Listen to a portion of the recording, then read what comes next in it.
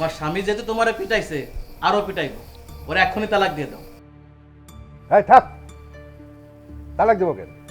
কাকা আমরা বউ পাই না, আর আলেক মিয়া সুন্দরী বউডারে প্রতিদিনই মারে, ওর তো তালাক দেয় উচিত। আমি তার তালাক দিব না, আমি তার বিচার চাই। আচ্ছা বিচার আমি করুম, তুমি যাও। তোমার সামান লোক আমার দেখা হইলে দুইটা কষায় চর মাইরা বুঝাই দেবো। চেয়ারম্যান সাহেব, সে শুধু আমার কাছে টাকা চায়, আর শুধু বলে তোর বাপের বাড়ি থেকে এইটা দিল না ওইটা দিল না।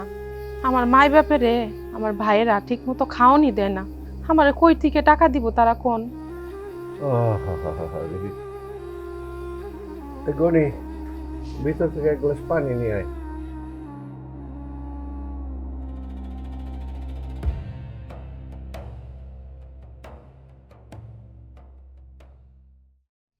বস।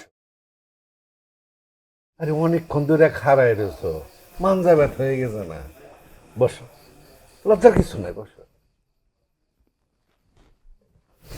শোনো, আমি কই কি, তোমার জামাই যদি তোমার বেশি যন্ত্রণা দেয় তাহলে তুমি তালাক দাও। তালাক দিয়া তুমি আমার কাছে চলে আসো,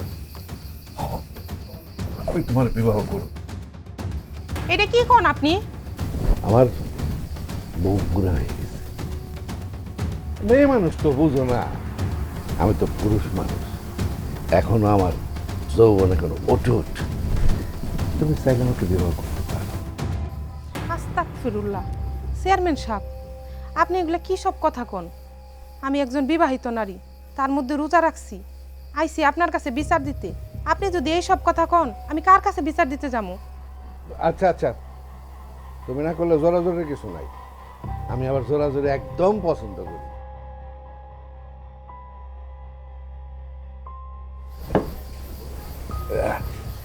শোনো মর্জিনা, চেয়ারম্যান সাহেব জোরাজুরি করে না, যা করে আপসই করে।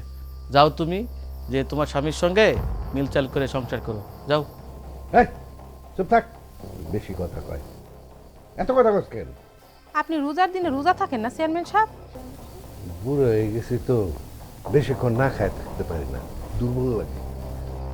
বিয়া করার সময় আপনাকে পুরুষ মানুষের কখনোই দুর্বল লাগে না, আর বাকি সব কাজে দুর্বল লাগে। আসলে আপনার কাছে বিচার দেওয়া আশাটাই আমার ভুল হইছে। কাকা কি কয়ে গেল? কি করে গেল তার শুনে তোর দরকারটা কি? হ্যাঁ, তুই যা রামের সাথে দাওয়াত দে, ইফতার করাই তুই সবাই রে। জি কাকা, এখনই যাচ্ছি।